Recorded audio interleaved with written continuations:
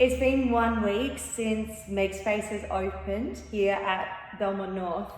I couldn't be full of more gratitude and just feeling so incredibly in awe of like everything that has unfolded until this moment.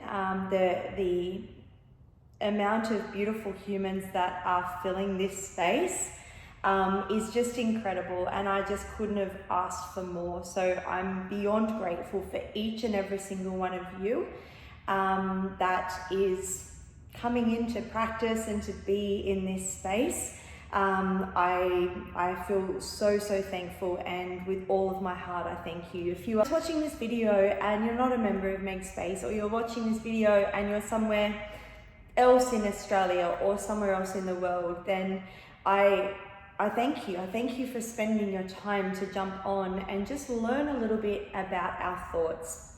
So each week here in Meg Space, in this particular venue, I will be sharing a theme each week in our yoga classes of how we can just gain a little bit of an understanding about our bodies from the inside out. So on the first week here of Meg Space, I have been focusing this week on our thoughts, and this is just going to be like a 5-minute video.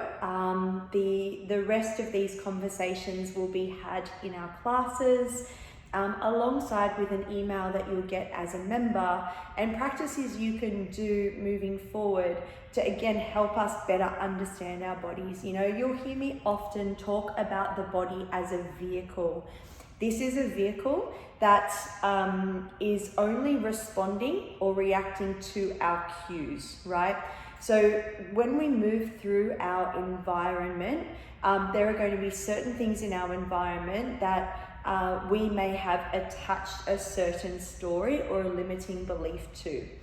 If we are not conscious or present when we experience this encounter in our environment, then what's going to happen is our body will respond to the cue that we give it, and we will then experience exactly the same thing like we did last time.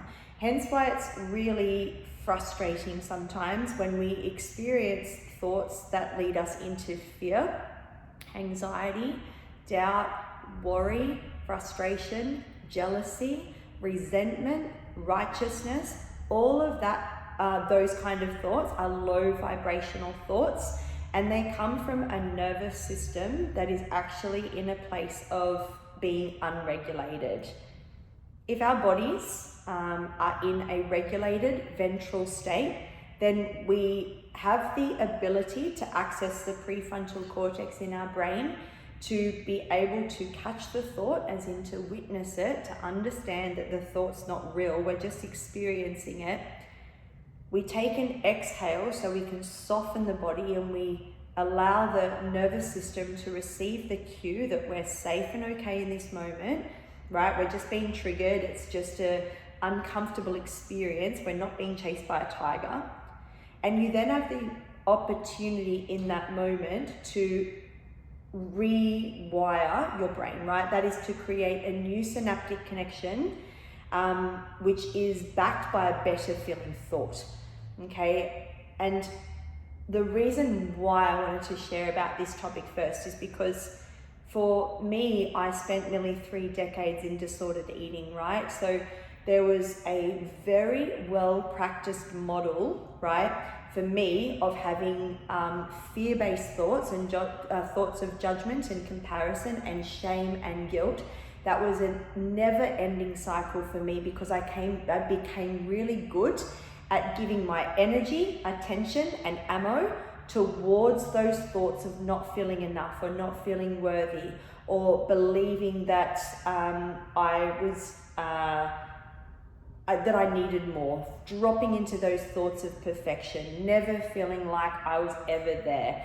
And for 30 years, I kept giving energy and attention, ammo, to those fear-based thoughts and to those limiting beliefs. And what happened was I created a really strong cluster of neural pathways, synaptic connections, that of course became my behavior, right?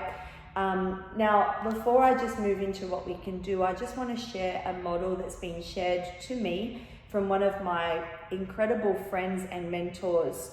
And this is what we shared when we went to New Zealand to speak in the schools. And it's about a model of health that is so simple to understand.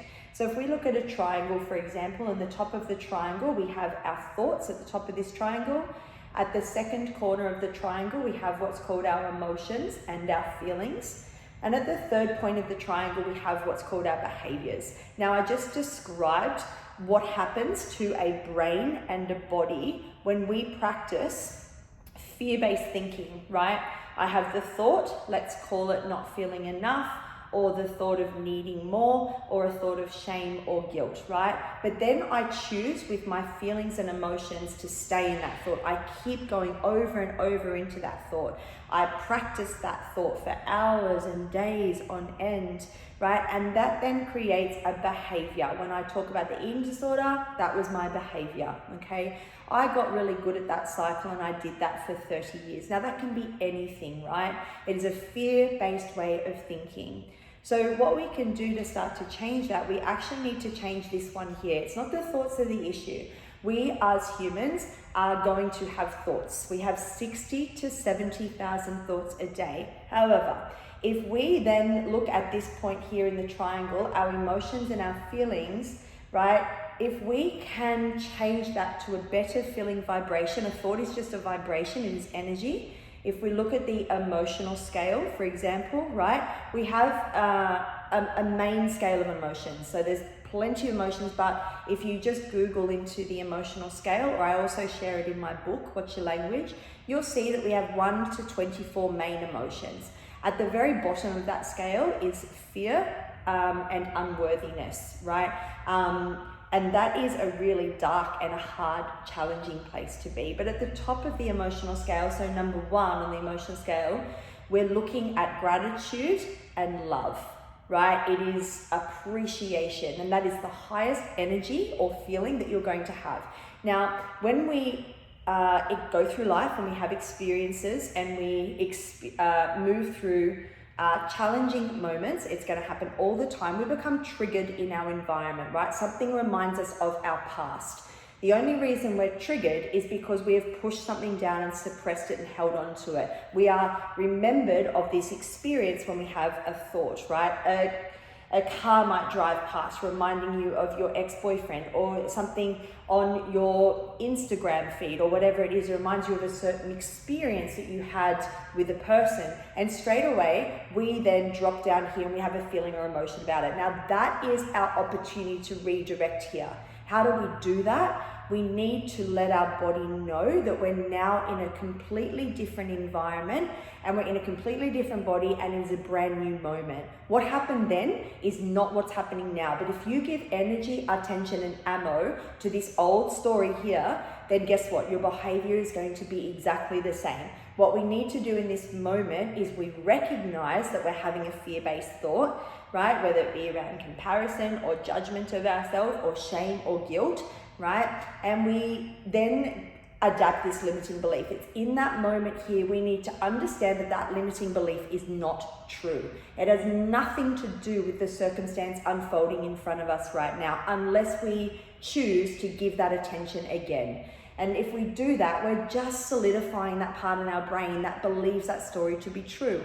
So what we need to do here is when we notice the thought, I encourage you to exhale. Now in the classes here, I teach a breath that helps you regulate your nervous system within a matter of seconds. And that is a 2 count longer exhale. If I breathe here into my chest and into my shoulders, straight away I've told my nervous system that I'm under threat. This is one of our cranial nerves. I call it the armor. It protects our heart. And straight away, you're going to go from here to here. You're going to have a fear-based thought. Because you can't access your prefrontal cortex because you're in protection mode, you then do the same behavior. And that's when we go into the cycle of judgment. And it's really, really difficult. But if we go here, we have the experience, the thought, right? And we come down here, it's up to us what emotion or feeling we attach to that. Now that is about changing the way we see it and understanding that in that moment it's a completely different experience. So that's where we need to lean into faith or trust and to go, okay, I understand that I'm being triggered in my environment. I understand this reminds me of a story, but I also understand that that's not true anymore. Or this thought isn't true about myself, right? And that's when we lean into acceptance, contentment. We actually be okay and go, you know what? I know this is difficult right now, but I choose to back this thought with love, with self-compassion, with acceptance, right? And with gratitude that we just picked up the thought, and therefore you then start to change your behavior, right? With practice, repetition, and consistency, you then start to create new neural pathways, these things here, that start to become a new behavior. So when we are in our environment, we then have a different response to that similar situation. So we start to rewire our brains, and therefore we start to create a different experience by having a better feeling thought here. So we're actually changing the emotion or the vibration, right, of the thought in that moment to create new neural pathways in our brain. That's a neuroplasticity, right, that then change our behaviors, and that's how we start to find a new way of thinking, and that's how we start to move through and create a different being and become the person that we are without all those fear-based thoughts. So I hope this has helped. I hope this gives you a little bit of an understanding about our thoughts and understanding that they're not us. It's something that we are experiencing, and we are the creators, we are the ones that have the power to shift that energy when we have a fear-based thought into faith. A fear-based thought will close your body, the armor will come on, and it will affect your digestion, your heart rate, your breathing, and also your mental health. A faith-based and a love-based thought will open your body. You will come in with curiosity, acceptance, contentment, that it is what it is, and you'll be able to see a different way of thinking. So I hope that has helped. Let me know in the comments if this resonated. And all this week at Make Space, you'll be hearing me talk about our thoughts and especially what we can do about them to create a different experience in our bodies and in our minds. Much love, guys.